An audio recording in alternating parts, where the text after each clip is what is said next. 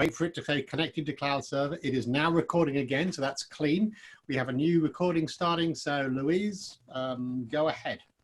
Great. Well, thank you so much. We look like we have about 80 attendees right now. And I just want to take this opportunity to welcome everybody to this session. You know, we've been working around the clock, our boss and with Zoom and Alan at 1:30 this morning to try and increase the bandwidth so we could get more people on this training, which they did successfully, and thank goodness. So we've got up-to-date changes for you. I was working with Carrie Peters right up until about half an hour ago.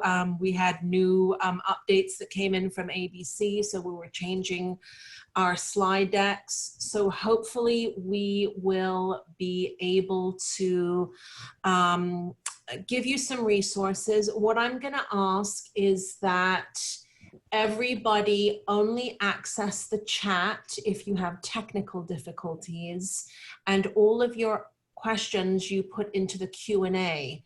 Because once we have either answered them verbally or answered them in writing, we can resolve them. So we don't have a lot of unanswered questions. You can right away, we'll try to get all of your answers, all of your questions answered at the very end, because I want to make sure that you get all of the information. And then I am willing to stay on for as long as it takes, and whatever expertise I have to get your questions answered. Otherwise, we will be doing it via email in a follow-up email to you. So with that, I just want to welcome everybody. We have a really amazing training today in response to the coronavirus. My name is Louise Dawson, and I'm the program manager for the NorCal SBDC Restaurant Program, and I will be your host and moderator today, along with my colleague and regional advisor, Jermaine Michel. As I had said previously, we are owners and operators of restaurants, and we are in the trenches with you. We know what you're going through right now. And so we are here. There's a lot of trainings out there, but we wanted to do it from the restaurateur perspective. So I'm gonna hand it back to Alan really briefly, just to kind of go over the ins and outs of the webinar again for those of you who have just joined. We have about 103 of you on the training right now. Thanks, Louise. Okay, so I'm doing this, normally do this with visual aids, but we're limited today. So I'd like all of you to take a look towards the bottom end of your screen.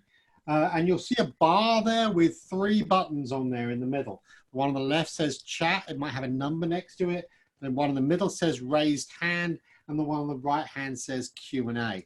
So what I'd like you all to do is we're going to test to see if you can use these things. So the one in the middle is the raised hand. So if you all click on the raised hand button, and we'll know that you found it and got it. Oh, I see. I'm seeing huge numbers of people raising their hand. Fantastic.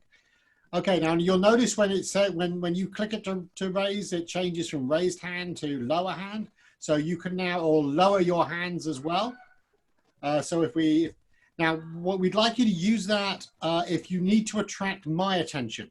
I'll be keeping an eye on that. And if there's something you need that needs technical help, please use your raise hand. I'll reach out to you privately in chat away from everybody else to deal with any issues you might have.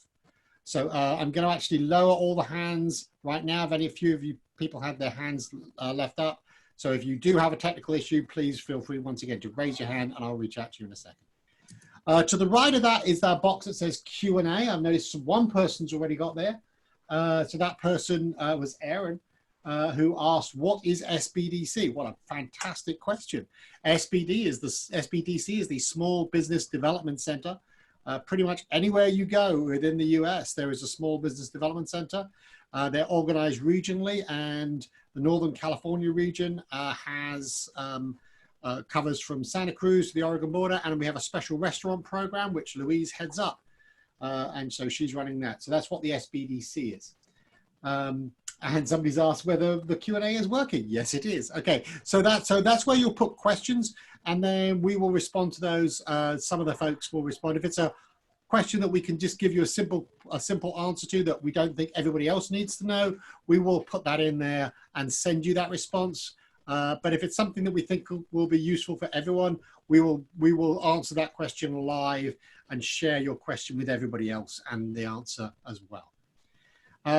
So to the right, to the left of that button is a button that says chat. And that's, a lot of you have been using that so far. We would like you to keep that chat in terms of responding. So if we ask you a question, we will, so if we ask you maybe a question like I did earlier on, tell us who you are and where you're logged in from. So we'll ask you to put those sorts of responses in chat. There is one other thing which we will occasionally do, which is we have polls. So occasionally we will open a poll up, and that poll will pop up in the middle of your screen. Some people using certain connections may not see the polls, in which case you can respond in chat. But generally speaking, we'll capture them in the poll, and we'll keep an eye on that, and then we'll share the results with you all. Okay, that's pretty much all the things I need to tell you. So those are the ways you can interact with us. Louise, back to you. Knock it out. Okay, great. Thank you. So I wanted to welcome everybody again. We've got some great panelists today. We're really lucky to have Noah Broad, the Economic Development liaison, kind of SBDC liaison with the Small Business Administration, who's going to give us a real overview on the economic injury, the SBA Economic Injury / disaster loans. We have our own SBDC expert, Chana Anderson, who's going to talk a little bit about workforce management. A lot of us have a ton of questions on that. Down to the very last updates that came in this morning. Carrie Peters is a licensing expert, and she's going to bring us up to date on some great news that's coming in from the ABC, and I believe our representative, John Carr, who's the information manager, is going to be checking in with us and trying to kind of call in at about 2:30. So for my panelists, if anybody sees him, will you please let me know? And we also have on the line Janaya McGill, who is coming over from environmental health, who is going to talk to us a little bit about what we need to be doing, particularly if our restaurants are remaining partially open for to-go and pickup. What we need to be doing in terms of keeping our employees and our customers safe. So with that, what I think I would like to do, and we had a great question of what is the SBA, and we are an arm of, or what is the SBDC? We are an arm of the SBA. We are funded with federal dollars from the SBA and also from the governor's office, so at the state level. We provide training, one-on-one advising, and resources for small business. And before I hand it off to Noah, I'd actually like to launch a couple of polls just to see where everyone's at. So Alan, if you could launch poll number 1 for me, that would be great. Hopefully, I've launched it. Hopefully it's coming out on everybody's screen. No, I'm not. Is anybody seeing it? Interestingly enough, I'm not seeing it either on my attendee screen. Okay, well, what we'll do is you keep playing around with that, and what I'm going to do is I'm going to pass this over to Noah and have him do Hey, oh, there's a big lag on this. There we go. I'm going to hand it over to Noah to do. I got the poll working. Here we go. Oh, Great. So, brick and mortars. How many of you have a brick and mortar location? we're seeing the votes pouring in. So we've got 55, 60 votes nearly already out of the 118 people who are watching us right now.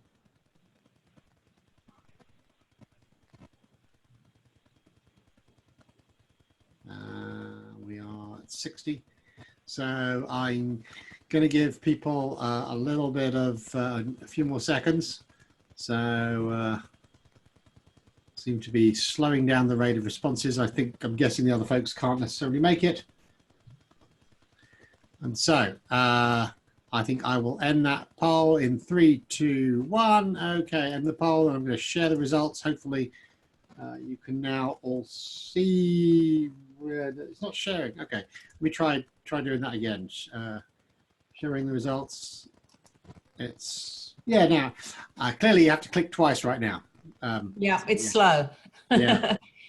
So that's great. It looks like about 70% of you have brick and mortars. So I'm assuming the others maybe have trucks or some other kind of mobile food or artisan food. Okay, let's go ahead and stop those results. And I just want to do one more poll. Yeah. If you could please do number 5 for me, poll number 5. Yay, okay. Are you going to apply or looking to apply for an SBA Economic Injury loan? This will give us a sense of where everybody's at, Noah, for your presentation.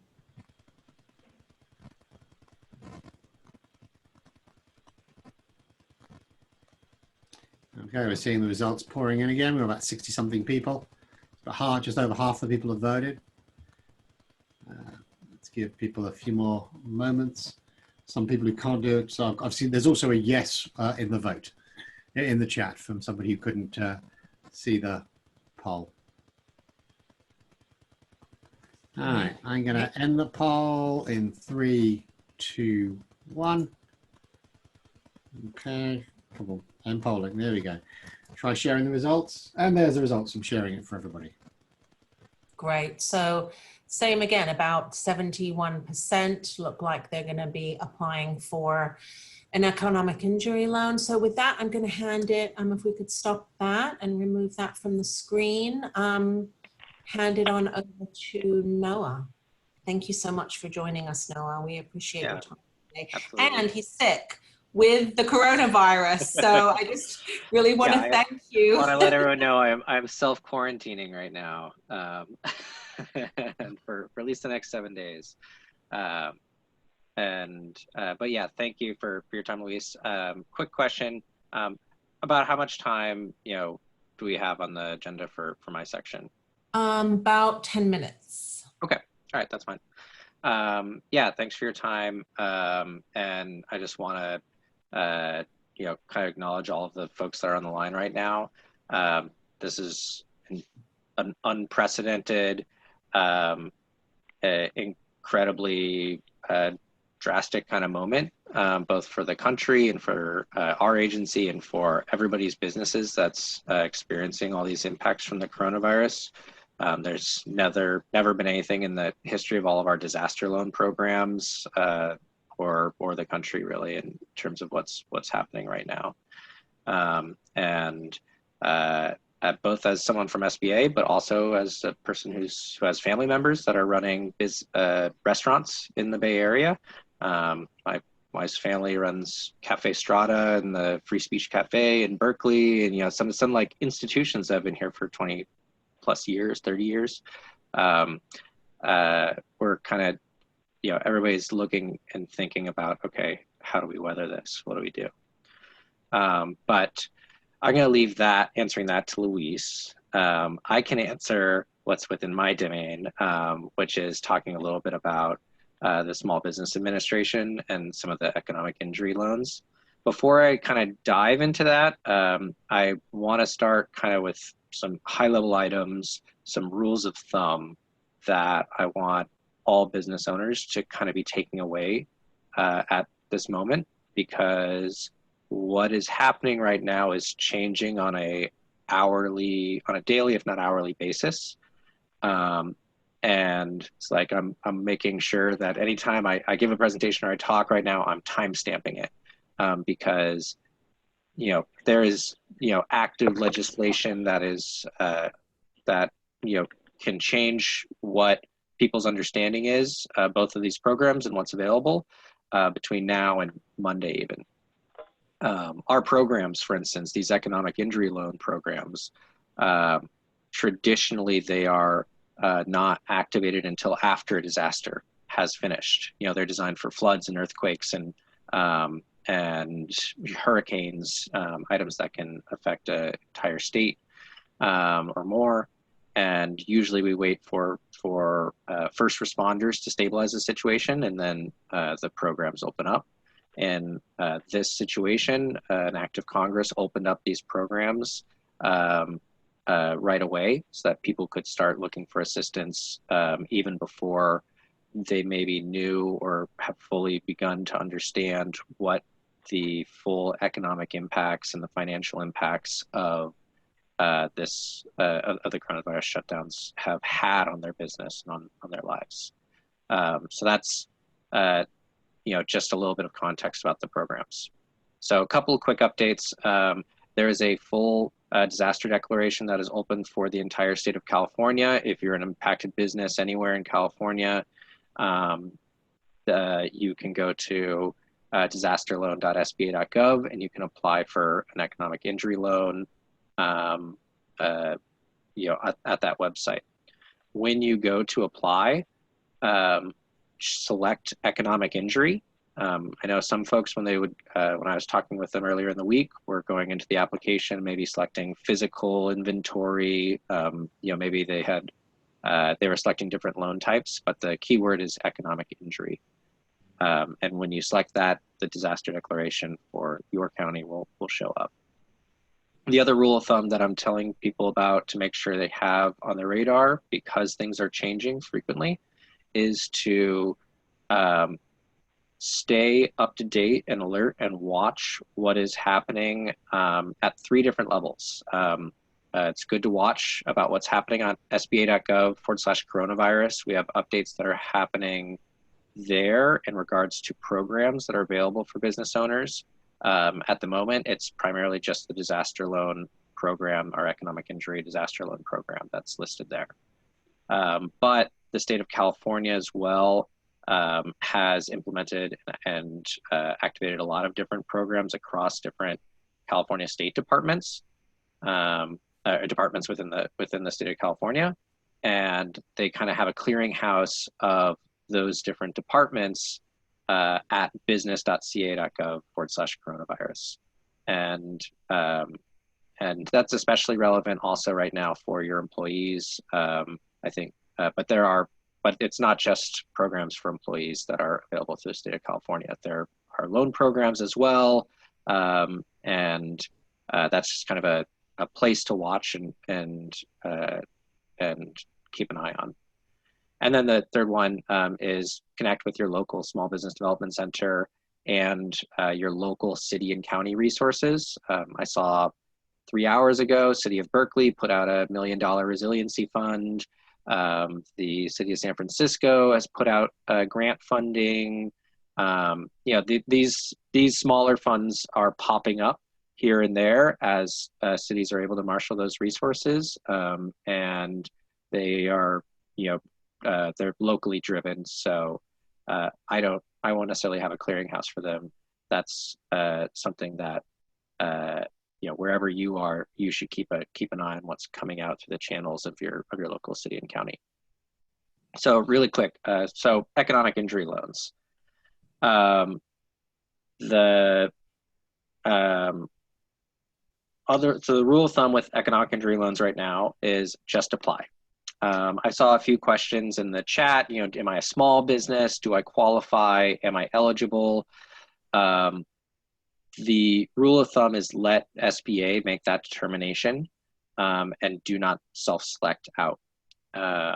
The vast majority of businesses in the U.S. are small, so they qualify, something like 99%. And with the exception of a few broad categories, especially for folks on this phone call, anybody in the restaurant industry would be an eligible business type as well. The other item that is, some folks may want to hold off and say, well, maybe I should know better what my economic injury will be. And or they're waiting, they're unsure about what to put in.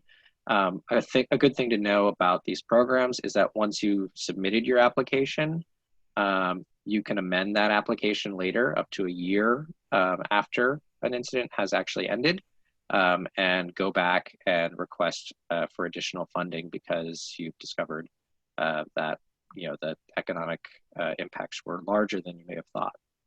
And so yeah, as those impacts reveal themselves, you can go back and amend those applications. You can also appeal those applications. If they come back and you get a denial, those are also appealable as well. So that's the kind of 4 tips for throwing in that application.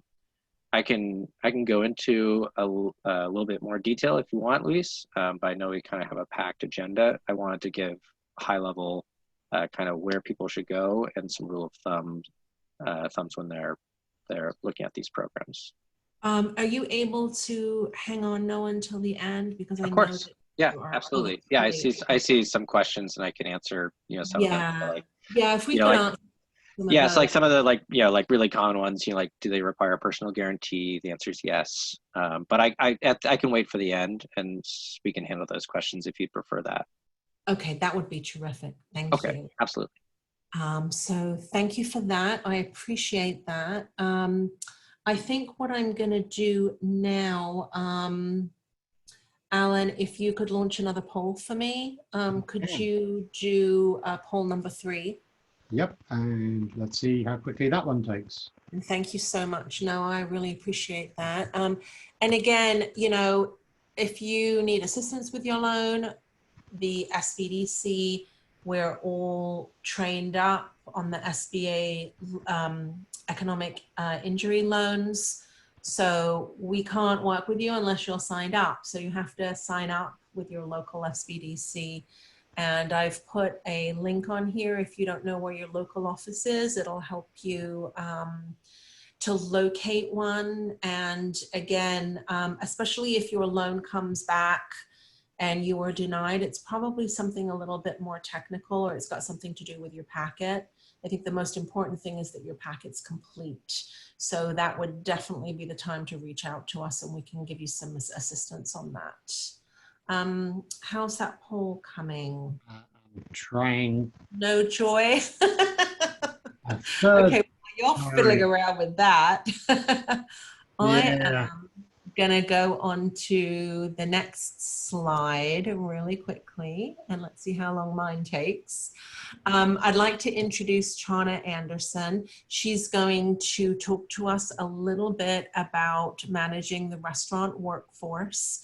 And she is our regional SBDC HR advisor. So welcome, Chana. Thank you so much for taking time. I know that you have been so busy with clients and helping them to manage their workforce, and you've got some great information for us today. So we're eager to hear what you have to say.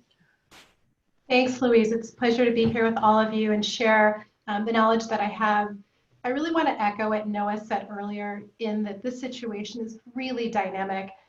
In between when Louise and I initially spoke to yesterday, we had the launch of the FFCRA, which is the Families First Coronavirus Response Act. And even since then, since the launch of that, Governor Newsom has changed and we now have a statewide shelter in place. So every time something shifts, we too have to shift with it. So I'm hoping that today I can provide you with some tips and some tools but you may have to be patient with all of us as we figure this out in every single moment that changes. So as you see on the screen, one of our first bullets is about a tiered approach to paying employees versus laying off. Depending on the nature of your business, some employers and businesses are actually choosing to pay employees while they're not working. So first, let me say that it's not a requirement that you pay your employees 100% while they're not working. We'll talk a little bit more about some of the things you are required to do. But if you are an employer that wants to do that, maybe you'd offer full coverage, that's an option for you to continue. And it can be at some tiering. So it could be at 25%, 50%, 75%. It really depends on what you're able to do with your business if you choose to continue to pay your employees versus laying them off. So the next thing is, if you have to lay your employees off, the rules around eligibility for unemployment have changed, specifically related to COVID-19. The governor is now waiving that 7-day waiting period for eligibility for unemployment, which is beautiful. So people don't have to wait that 7 days anymore. And people do not have to look for work while they're claiming unemployment related to being laid off. And there's a caveat to that. So if I apply for unemployment because I've been laid off because of COVID-19, I don't have to look for work as long as when I return, I can go right back to that same employer. So hopefully that makes sense, and I'll repeat that one more time. I don't have to look for work while I'm unemployed and collecting unemployment benefits if I can go right back to my employer when the COVID-19 crisis is over. And hopefully that piece makes sense. So it's a real incentive for your employees that are laid off to go ahead and apply for unemployment. As part of that FFCRA, which is the Families First Coronavirus Response Act, the federal government is actually infusing the states with additional money and additional funds to be able to support the high volume of unemployment claims that are going to come in. So encourage your staff to apply for that. People can actually apply for unemployment if they are 100% laid off, or even if their hours have been reduced. And what you'll see on the slide is that there's something called work share. And that work share program is really applicable to folks who've had their schedules or their hours reduced. They're still working maybe some type of hours doing delivery service, maybe in the back, maybe they're packaging, maybe they're doing some items from home. If that's the case, they can apply for work share. And the reason work share is a beautiful program that most folks don't take advantage of is you can get more money under work share than you can under actual unemployment. And let me explain that just a little bit more. The maximum unemployment benefit is $450 per week or $1,800 per month. So if I make more than $600 a week, clearly I'm going to be capped at UI. However, under the work share program, I can actually make up to, my cap can be $530 a week. So there's an opportunity to work and earn a little bit more money under the work share program versus if I just claimed 100% unemployment. So there really is an opportunity to participate and have some wage replacement for your employees, whether they are partially laid off or fully laid off. And Louise, can we go to that next slide? Sure, absolutely. It might take a minute. That's okay, we can go there. I think probably what's important for most folks, or what they might be curious about, is this new legislation that I keep referring to, the FFCRA. In HR, we love some good acronyms and they're all over the place. And I just want to remind folks and take you back a moment to kind of school and college of how things become regulation. You know, first we have a bill, someone proposes something, it gets voted on in the Senate and then in the Congress, then the president signs it. So right then we have legislation, and from legislation, it goes to regulation. And one of the things that's popping up right now with this new legislation that's been signed by the president is how do we implement this? And this is a huge challenge for HR folks as well as business owners that are out there because we have a gap. We have a gap between legislation and regulation. And regulation means, again, how do we implement it? What does it mean when we put boots on the ground and we try to do this in our own businesses? So there are a few things that are still unknown, kind of falling into that chasm or that gap. So I'm going to answer a few things that I know are hot, right? Some hot questions that we're getting from clients around this implementation of the Family First Coronavirus Act. And hopefully it'll help you in terms of how you navigate with your business. So the first piece is paid sick leave. Uh-oh, sounds like we've got some. Doing that? We might need to mute them. I've muted them. Thank you. Alan's on it. So the first piece that you'll see in that Family First Coronavirus Response Act is paid sick leave. And it's a little daunting because the measure actually says employers with fewer than 500 employees. And that's really the blanket cap. If you have fewer than 500 employees, employers are required to provide up to 80 hours of paid sick leave. And that does depend on the full-time status. It's actually 80 hours for someone that's full-time, and then it's prorated for an employee who works less than full-time. And the goal with that is to provide paid sick time if an employee themselves is feeling sick, has been advised by a healthcare advisor to stay home because they're sick. Maybe they're caring for someone who has an isolation order, or maybe they're caring for a child that is sick. All related to COVID-19. So the caveat with all of this is that each component is related to COVID-19. The one question that's coming up with this is, well, how do I do this if I already provide paid sick leave for my employees per California law, and now we have this federal law that kind of comes in, it's laying on top of that. And that is one of those questions that falls directly into the gap of the things that we don't know. This particular act around paid sick leave does not have to be implemented until April 2nd of 2020. So here we are now on the 20th of March, right? So the federal government has until April 2nd to give us those guidelines, and that's the piece of regulation, to give us those guidelines so we know how to implement. And I really believe in the next 10 days, we'll figure out questions like that. If I already provide paid sick leave, what does that mean? How do I then insert federal requirements on top of that? And I want to talk about another component of the FFCRA, which is the extension of family paid leave, or what's also known as the Family Medical Leave Act. And that's something that's really new and a little bit daunting to employers as well.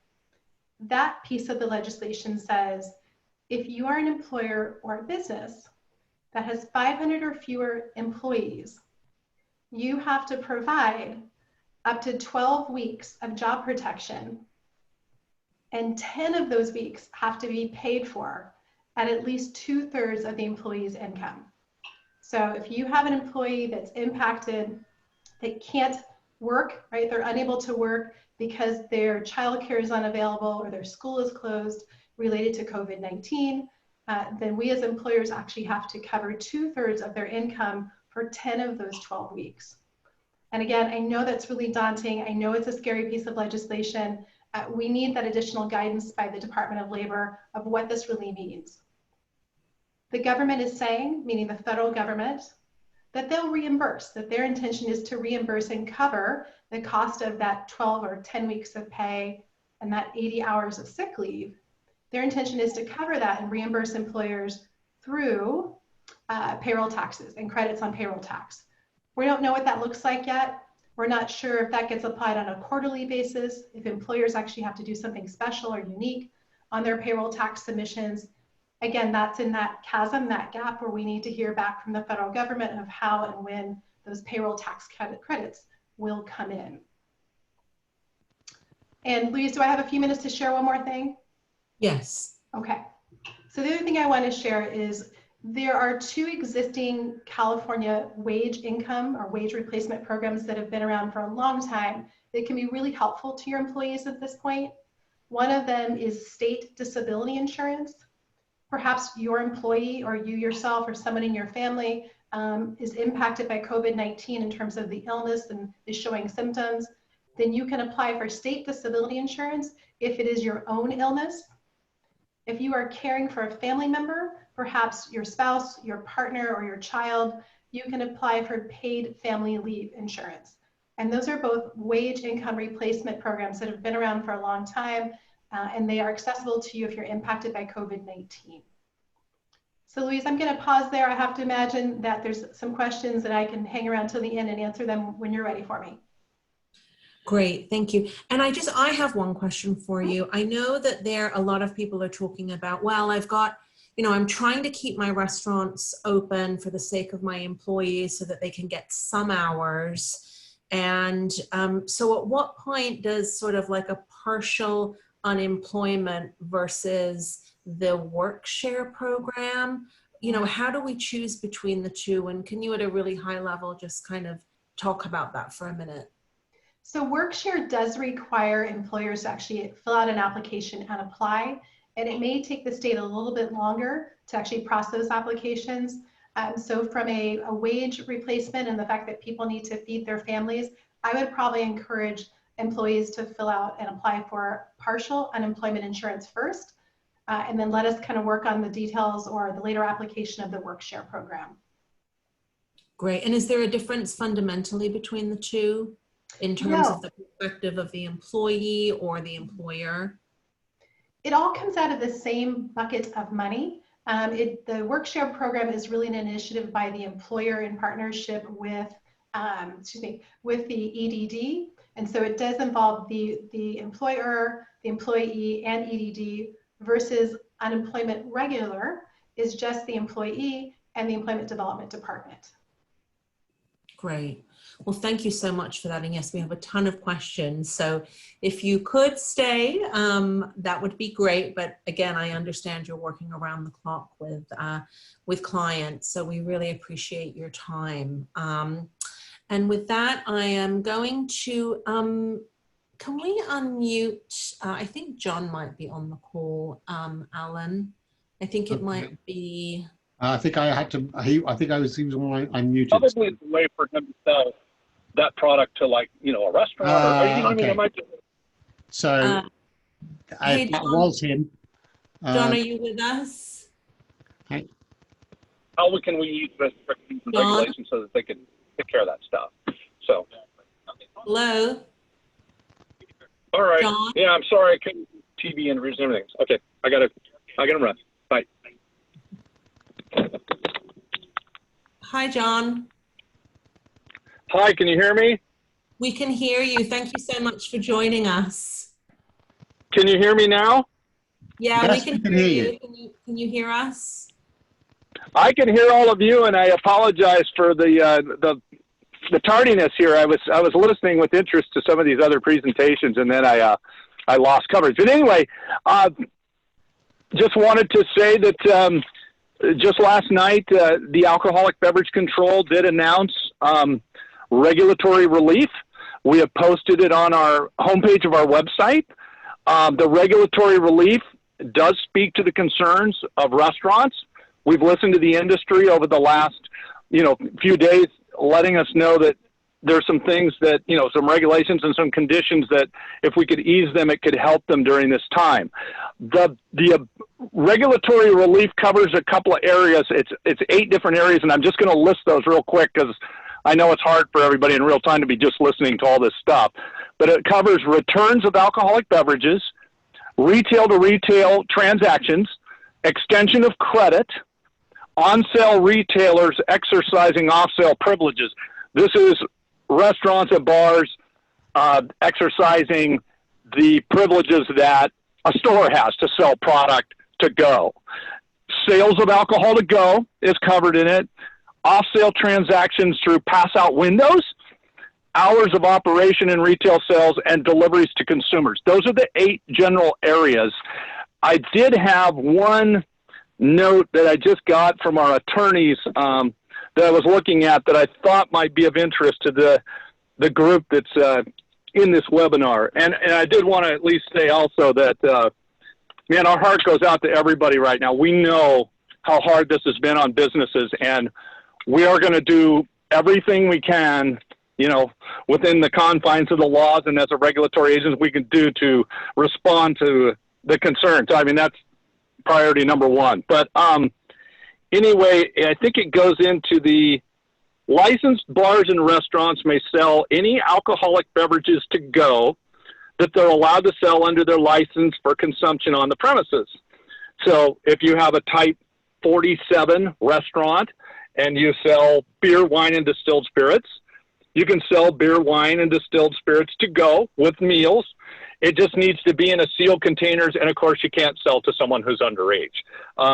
But it has to be in a sealed container so we don't have open containers and vehicles to help keep the highways and the roads and the streets safe. I just thought that particular item might be of interest. Type 41 licenses, those are restaurants that have a beer and wine license. They're able to sell their product to go as well. It just has to be in a sealed container.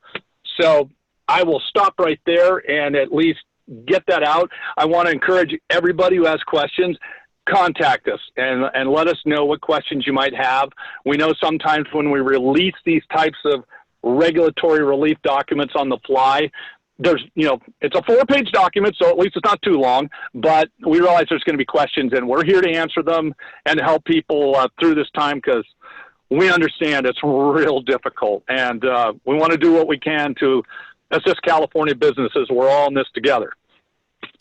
Well, thank you so much, John, for coming. I'm sure it's, comforting to everybody, and we, everybody appreciates the flexibility and the response right now.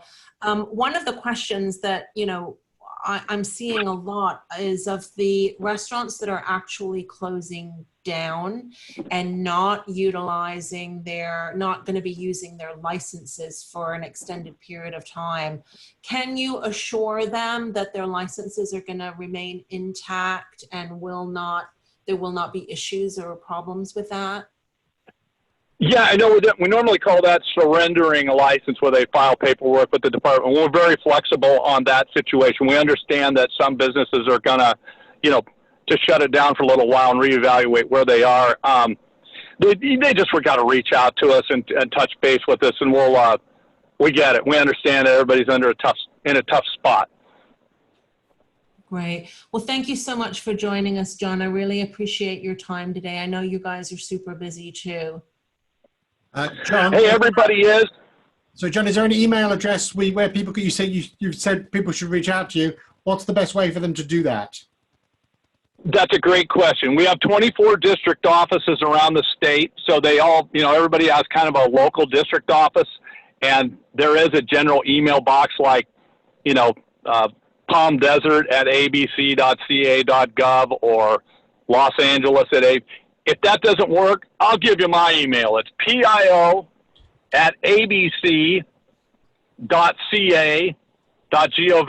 You send me an email, I'll make sure it gets to the right place, and we'll try and get you, an answer as fast as we can. Right. Well, thanks again, John. Again, we really appreciate you. Oh, hey, we appreciate everybody who's on the call and everybody who's out there employing Californians and running businesses to help the economy and help people out. We know this is a tough situation. I think it's unprecedented for all of us, but we'll get through it, and we will keep our ears open, and we are going to be as flexible as we can, and we encourage people to get in touch with us.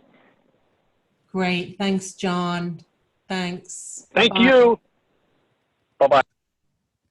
So one other thing that you can sign up for updates and notices, and they're coming in fast and furiously. So we'll make sure that we follow up with all of these links for you guys. And I want to now pass it over to Carrie Peters. She's going to sort of do a more deeper dive on some of the things that John was talking about.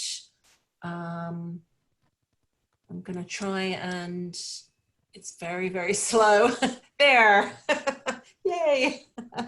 Carrie, thanks so much for being with us. And I know that you're also super busy taking care of everybody and taking those midnight calls like the rest of us are. So we really appreciate your time. Please do a brief introduction, and then let me know when you need me to advance the slides for you. Okay. Hi, everyone. I'm Carrie Peters. I have a small firm in Oakland that helps with license processing. The biggest questions that we are getting right now have to do with, first of all, what came out this morning, but also the work that's already in the pipeline, how that's being handled. We are not getting a lot of response from the local offices, and so our team has been contacting kind of the higher ups, like the deputy district director and the deputy, the ABC attorneys and the people who are in charge of like regions. Those people are still at their desks and answering very rapidly. And I just want to offer to anyone that has a question that needs to get answered quickly, I'm happy to help you get that question in front of a person that's actually working.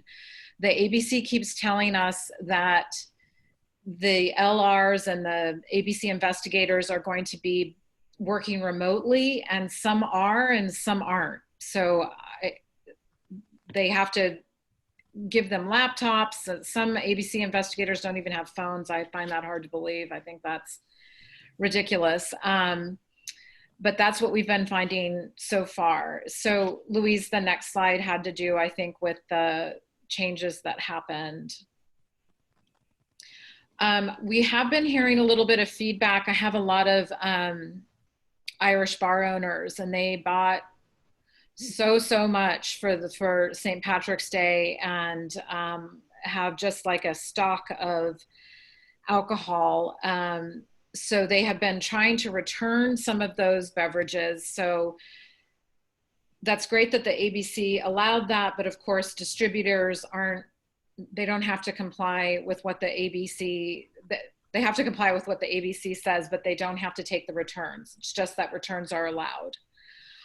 So there is a little bit of trouble out there with current bar and restaurant owners about returning product. I have talked to a couple people today about that.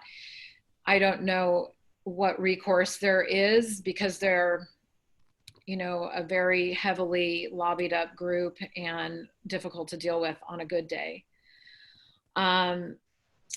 The retail to retail transactions, I just want to note that that just goes the one way, from off sale being able to buy from on sale. On sale is not allowed to be buying from off sale. And I think the reasoning for that has to do with the fact that on sale isn't open right now.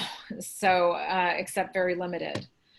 So that is something that we're bringing up in terms of reversing the direction, making that go both ways. And we've not heard back on that. The extension of credit has to do more with applicants who are in the temporary permit stage of perhaps a transfer, where they have to be on COD only. This is a huge relief to some of our on sale clients who are on temporary permits. The next slide.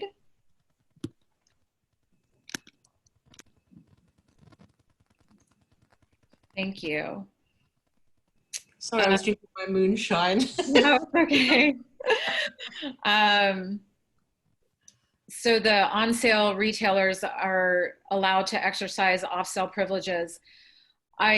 With regard to all of these relaxations on the regulations, I do want to note that the state is allowing this, and the reason sometimes it's hard to get help to all of us small business owners is it's more than the state that we're dealing with. There's counties and cities, and all these people all these organizations have different ordinances. If there's a prohibition based on a city ordinance or some board of supervisor edict that says you cannot sell off sale, like for example, in San Francisco, there's a lot of places in San Francisco that do not allow off-sale sales of alcoholic beverages by on-sale establishments. That has not been relaxed. And we did get on good authority from ABC that they aren't going to be pursuing any enforcement actions at this time. But just wanting you to be aware that just because the state says it's okay, it might not be okay from a city county perspective. And the drive-through windows, that's the sales of alcoholic beverages to go. Okay, drive-through windows for off sale. That's to allow people to bring things to your car. I've been getting a lot of questions today on what a sealed container is. It's, you know, even if it's got a straw hole in it, like a place for a straw, that's a sealed container. I've been advising clients to put some kind of tape or something over that hole so it doesn't slosh around, that kind of thing. And then you are having to put that mandatory label onto those containers. And these are pre-made cocktails that I'm talking about. Yeah, okay. And the hours are, so that's all good there. Is there another slide? Yep. Thank you.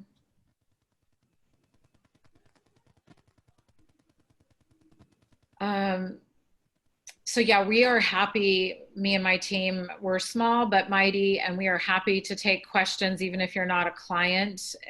When this is done, if you've just, you know, can't get a hold of the ABC, we understand that's really frustrating. Just email us your questions. And thanks so much. And we're so sorry. And we're right here struggling with you. Thank you so much, Carrie. I really, really appreciate it. And are you able to stick around for a little bit and answer some questions? Yeah, yes. Because I know that your phone's ringing off the wall too. So right now I am going to turn it over to Janiyah McGill. Are you with us, Janiyah? Can you all hear me? Yes? Oh, we can hear you. Great. Welcome. Thank you so much. I know you guys are so busy.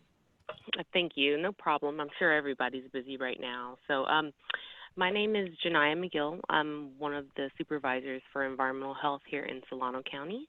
Originally, when I sent the talking points over, the entire state was not on, you know, a shelter in place and everyone being closed. So I think a lot of these questions, majority of the people on the line probably already know. But there are some questions that keep coming up, so I'll just kind of go over the ones that I know you know or that have been touched on already really briefly, and then I'll kind of go into a little bit more detail for the other ones. So in regards to the retail locations, everybody knows what we're looking like. There's just no dine-in. Everything is to go. People are doing really well with that.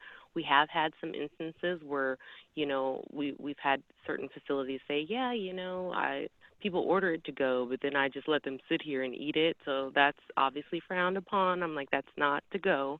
So that keeps happening. The next thing is just food delivery and pickup. It's been said many times.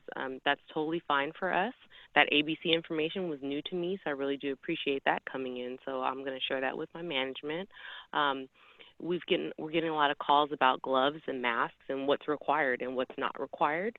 So we tell people that it's not required for people to wear gloves and masks to interface with the public, but it is one of those conversations that you really do want to have with your staff, because if they're bringing concerns to you, and I understand everybody's just trying to keep people employed at this point in time, but maybe that's something that you want to do, and it is recommended for you to provide something if people are bringing those up to you, because we do get calls where people are asking us, you know, should they even be interfacing with the customer? You know, should they drop the bag off with the name in the front?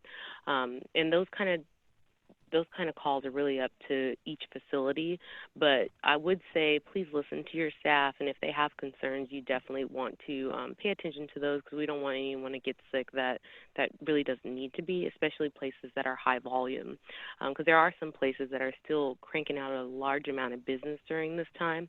Obviously nothing compared to what they were doing, but they still are having a pretty steady flow of patrons. So the next thing I want to talk about is sanitizing. So I know that bleach and quaternary ammonia for some people has become hard to come by.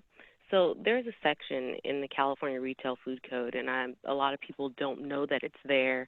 So in section 114.099.7, which I provided to Ms. Dawson so she can forward to anyone who wants it, there's part of it that talks about other chemicals that you can use as a sanitizer that are EPA registered, and as long as you follow the directions on the manufacturer specifications, then it's totally fine for you to use them. The only thing that we ask is that you have some means of testing that concentration, because we don't want you to just be using something and then, you know, not know if you put too much or too little. So just make sure you have the manufacturer's specifications and how they're telling you to use it on site if you're going to use it. So again, that section is 114099.7, and that's in the California Retail Food Code. So that is a statewide law, so anybody in California can use anything on there. So, and if you have, let's say you have that and you get a complaint and somehow, you know, an inspector actually comes out, if you tell them, hey, this is what I'm using, here's the specifications for it, because we couldn't find bleach at the store, you're going to be okay.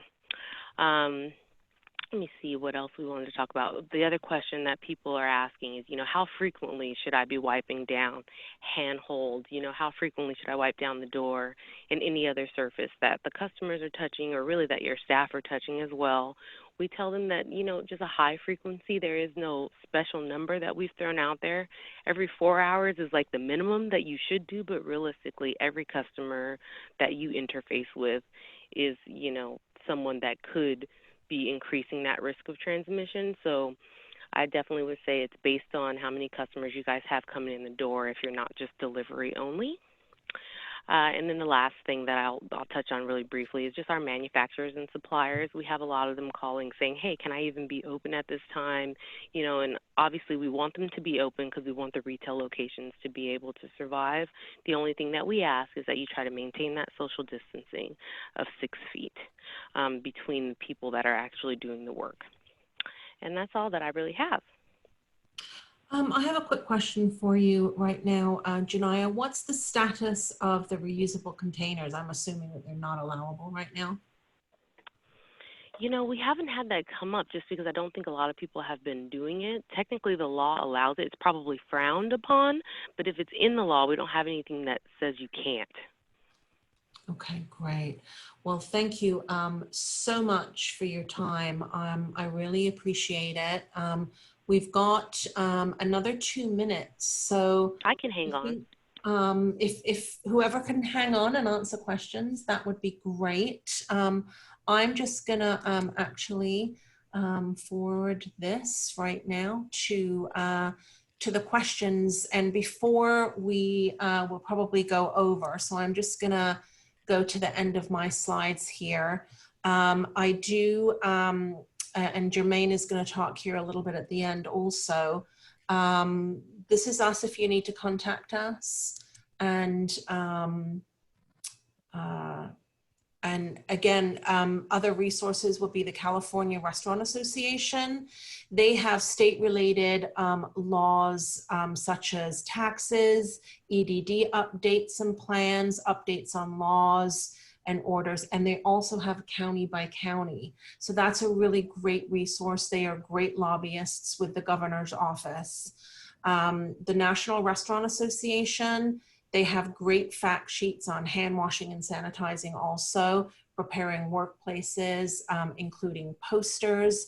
They are the ones that have been lobbying really hard on our behalf. And every time you hear the president mention, you know, something about the restaurant industry, it's because they've been lobbying. So I just kind of wanted to give you that resource. And hey, Ellen, can you come in? Sorry, I got it. Okay. Got it. Also, I'll send you this as part of the handout. There's a great little work sharing video, compliments of the NorCal SBDC that I got that kind of explains a little bit more on that. And another kind of like a spreadsheet on what's going on and for the tax credit provisions and paid leave. That we'll be sharing with you also. And with that, I think what I'm going to do is, where are we at with the Q&A, Alan? Let's go through, and I guess I'm seeing those people have been answering them. That's great. I'm just going to start. Loans are great, but what about grants? Is Noah still on with us? Let me see. Yeah, I'm still here. I've got a few Oh, minutes. there you are. Okay. I mean, at the federal level, there's and through SBA, there's generally no grants available, emergency grants. But like I said, I've been seeing grant programs get rolled out at state and local levels. That's kind of situational awareness.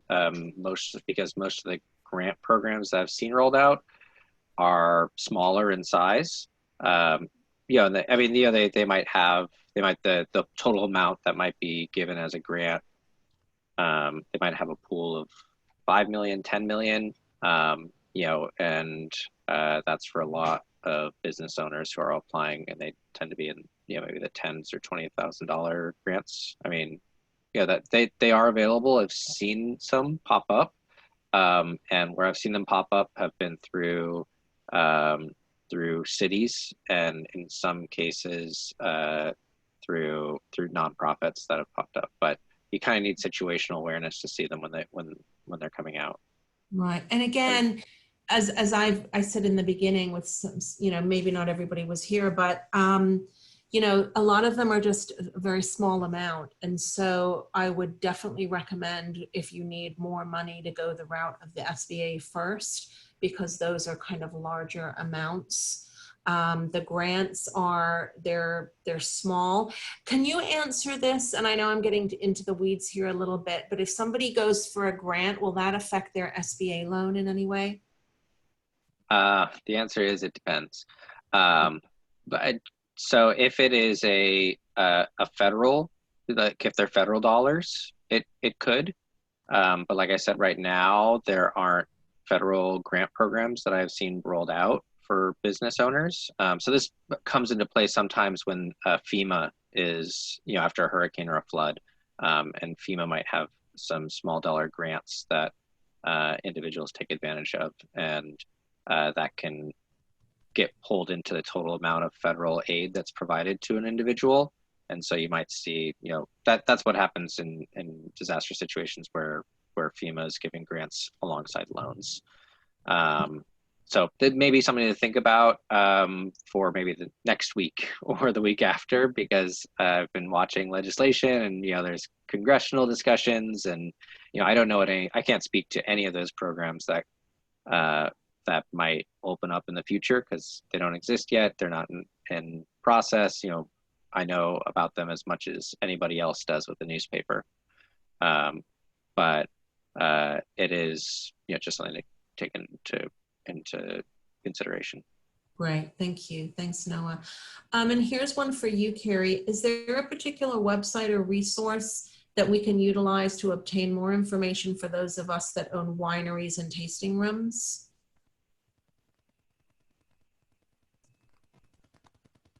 Is she with us? Is she muted? Donna, you're muted. Carrie, you're muted. The ABC's website is good for that. For brewers, the Craft Brewers Association is good for that. Wineries, I always look to the Wine Institute. They have up-to-date information. Great, thank you. Noah, can I ask you a question? Yeah, I got time, I think, for one more. Yeah, because I think it's a question like a lot of us are asking, not only for the SBA, but when we do apply for the loan, for disaster loan, or for anything, the thing which is difficult is we know like our case is in review, but we do not know any answer, or if our application is correct, or if we are missing any documents. When do you think, if we apply, for example, on Monday, and today as Friday, we have no answer, what should we do? Should we try to, I know you are I'm sure you're over busy, but that's a question I have from a lot of restaurant owner like me. Right. Yeah. What's the timeline, right? Yeah. So the average timeline for an application from the point of having a complete application submitted to funding in the bank is around 4 to 5 weeks. So 30 to 40 days. That's what our Office of Disaster Assistance has let us know. That's what our average is looking at. If they're really simple applications, they can be shorter. These are averages, but that's about the time period I think. But the timing is important. I think for many of restaurants and or small business right now, is not knowing like maybe the money is coming in 4 or 5 weeks. Is if the money is coming in 4 weeks, but when do we know if the money is coming or not? Because if I know the money is coming in 4 weeks, in 2 weeks, I would be more in better shape, like knowing the money is coming. That's what we want to know, because that's the timing. We kind of, I know it's difficult to say because every case will be different, but when we apply after like maybe 10 days, are we going to know if our case is accepted or not? That's and unfortunately, I don't have an answer to that. In the sense that, because for 2 reasons. One is one, I'm not on the application processing side, so I'm not out of the Office of Disaster Assistance, and can't speak to any one application or not. But also, too, this never in the history of these programs have they been activated for all 50 states. We've done 4 states, we've done 5 states, and the scale of this particular crisis is going to create it is just whatever normal guidance is going to be changed, both in how these programs are administered and in how they're rolled out. And that's kind of an uncertainty I think everybody is living with, not only the business owners, but even us within the administration of the programs themselves. And I want to be completely honest, and I'm not going to make promises about one way or another, because I think everyone could see that the situation we're in is really something else. Great comments. I'll take a few more. I had a lot of questions come up for Shauna. Were you answering those, or was somebody answering those? Did they just? I was answering most of those. I tried to get through them, so I think we could at least, have all the other speakers participate. So if I missed something, I'm I have happy to hop off the line, Louise, but you can send me any questions. I'm happy to follow up with them. Thank you for having me on. Thank you all for tuning in. Thank folks. you. We really appreciate it. Yeah, you feel free to reach out to our office as well directly. SFOmail@sba.gov is our local office address, and that's I'm monitoring that box all day, and we're knocking stuff out as it comes in. All right, take care, folks. Thank you. So for paid sick leave under Families First bill, if I understood, and this is for you, Shauna, would this be available to sole proprietors who may not have employees? The intention of this benefit is for employees. I don't believe it's intended for business owners. That may change when the regulation actually comes out. Great, thank you. How do people verify the age of a customer if the beverage is delivered by a third party? What is acceptable, Carrie? So the third party, like Caviar or Uber Eats or that kind of thing, they are the retailer is supposed to verify it. I think they get I'm trying to think like how Caviar does it, because they want to protect themselves as well. I'll take that question. I'll get an answer to that later. Okay, thanks. I don't think I know Caviar for a fact does not check IDs. So. Right. So that's an interesting one. We were all kind of, we're there with you on that one. Yeah, I'll find an answer to that. Yeah, thanks, Tammy. That was good. On Let me see. Aren't employers eligible for unemployment if they're employees of their own corporations? Precedent says yes. Is there something different now? I think that's for you, Shauna. Commonly, they are not eligible. It does depend on how their business is structured and whether or not they've been paying payroll taxes or paying into the UI system for themselves. So that really is on a case-by-case basis. And I always encourage people to apply for unemployment and then work through that process with EDD. Because I don't work for the Unemployment Development Department, so I'm definitely not the expert. So apply no matter what. Thanks. And should we allow our to-go customers to use the bathroom? Janaya? She's still with us? Yes, I am. Sorry, can you there repeat you the are. question? Yes, should we allow our to-go customers to use the bathroom? There's nothing that says they can't use that, so that's really up to you all. The law really says if you don't have dining, that you're not required to provide a bathroom. So now, since none of you have dining, technically none of you have to provide a bathroom. So that's kind of the guidance I would give on that. If you want to allow them to use the restroom, feel free, but the enforcement of you providing one won't be there. Great, thank you. Well, what I think I'm going to do now is we'll get these questions answered offline. Those of you, I know I want to be conscious of your time. Jermaine is going to stay on and talk a little bit about his experience of going through the SBA loan and some other things, managing his 3, restaurants that are bi-coastal restaurants right now. So I'm willing to go over. I'm fine. Anybody who wants to stay can stay. Anybody that needs to jump off, we completely understand. We just want to thank everybody. We'll be following up with a recording to this and some more resources for you. Great, thanks. And I guess just email me any questions that are for me then, Ms. Dawson? Yes, we'll email you and try to get everybody's questions answered. So thank you. Sounds good. Thank you. Thanks. Hey, Jermaine, I'm going to pass it over to you. Okay, thank you. So yeah, so like Louise mentioned, so I own I'm like most of you guys. My world just stopped last week. I own a 3 restaurant and over 100 employees, and just finally 3 weeks ago. So it's extremely difficult time, and we had to reinvent a little bit ourselves. Just laying off all these employees.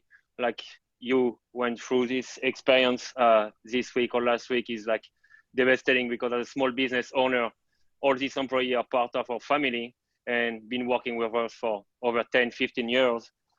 And now my partner in New York, my business partner, is getting sick with the COVID-19. So I need to manage everything, and it's difficult. And I was saying, I think the most difficult for us right now is we don't have much of any sources for local or federal government. We have been asked to close, but we don't have any help or letter or email. You're breaking up. And I think it's our goal to try and fight and stay optimist. I don't know why. I think it's our goal to try to stay optimist and try to fight. I know I'm part of some restaurant and bar owner, and I know going into debt and having a loan is not maybe the best solution, but it might help us a lot to consolidate our debt and stay open and do the service for the community, because what will be our city without us, without the service community, we have the bar, we have the restaurant, we have the food trucks, we have all of us. So we kind of need to fight and stay optimist and trying to get as many answers for you guys. And so, like Louise say, we'll be there asking questions. So contact us as much as possible. You saw my email, you saw Louise's email. We'll try to have info. We'll try to go help out and apply for the loan. I apply for the loan as well during this week, and like I said, did not have any answer yet. But we will help you. We'll help you for everything, and we'll hope like in a couple of weeks we will all be reopening and get the motivation and be there for the community like the health people are doing for us. So we'll need to be there when we are ready to open. So let's fight. It's a fight. We all need to do a part on it, and we will do it. So courage for all of us. I know it's tough. It's maybe the toughest time, but we are, restaurant and bar owners, so we are crazy enough to stay open and recover from that, So good luck, and reach out to us, and we will fight for you too. Yeah, and just to let you know that, we have been on the phone nonstop, around the clock, with clients who have been calling us, crying, sobbing, and so we are going through it with you as well. I almost think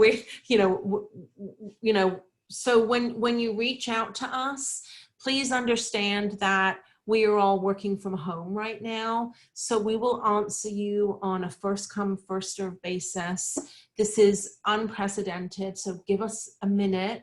I had a client yesterday, called me 10 times, and I'm like, I can get back to you at about, 10 o'clock tonight, but you just kind of have to sit tight. We will get to all of you. But again, this is unprecedented, and we are all stressed out. We're working from home. We've got kids and animals running around and God knows what else. And some of us are, still working, and and like Noah are sick. But here we are, we're still here. So, so I just, kind of wanted to let you know that, we are not in our offices. So, be a little bit patient with us. We will get to you, but we definitely can help you. We, we'll have some webinars coming up that I will contact all of you with, because I have your emails, on step-by-step how to fill out the applications, a real kind of deep dive into, the 6 worksheets that you have to have, how to fill them out, additional questions for you regarding, we saw some questions come up on if you're eligible, or, those specific type of questions. So we're here for you. We definitely want to help you. As Noah said, just don't self-select out at this point. We don't know how long this is going to last. You need access to cash, so go for it.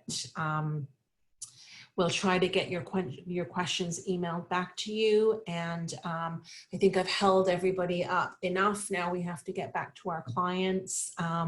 So thank you so much for everybody's time today. We really appreciate it. Thanks to the attendees. And again, we're here for you. So let us know if you need anything.